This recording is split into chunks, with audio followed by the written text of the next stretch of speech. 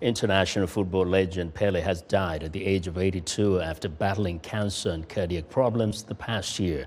Over the course of his legendary career, the Brazilian who led his national team to an unprecedented 3 World Cup titles became known as one of the sport's greatest players. Well, for more on Pele's legacy, I'm joined by Joao Santarita, a VOA Portuguese reporter. Welcome to Africa 54. Thank you. Now, growing up in Kenya, every young boy wanted to be Pele in every village, in every town. What made him so popular? What made him so famous globally?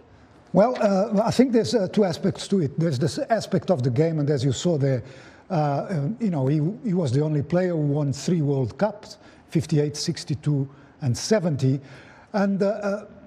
And he was a very affable man. He was a man who didn't have a big ego.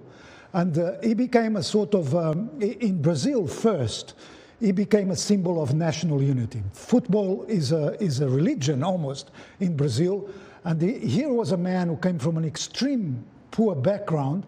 He practically had no education. He had 4 years of schooling, who became a big star, but never had a big ego.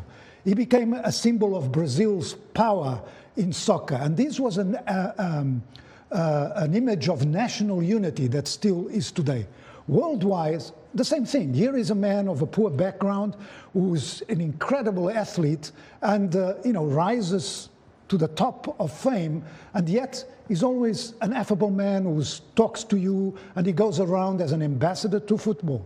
Another thing I must say that people forget is that Pele was also a politician. He was a member of a Brazilian government, of President Fernando Henrique Cardoso, was Minister of Culture and Sports, was a singer, he recorded music, and was also an actor. He was in a movie with Michael Caine, which probably many people don't know about it. I don't know if it was a good movie, but anyway, he was there. So he covered all the aspects. Another thing I want to tell you is that he's classified as the biggest or the best world football player in the world.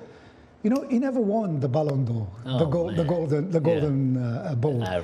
They gave it to him when he was already retired. Very quickly, do you think it changed the way we expect soccer to be played? Everybody has always said, wow, there is something about the way he played that is so different than any other soccer player.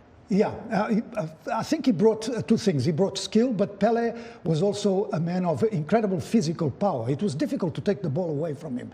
I mean, if you look at him and if you look at Messi, these are 2 different players, although very technically gifted, or Maradona.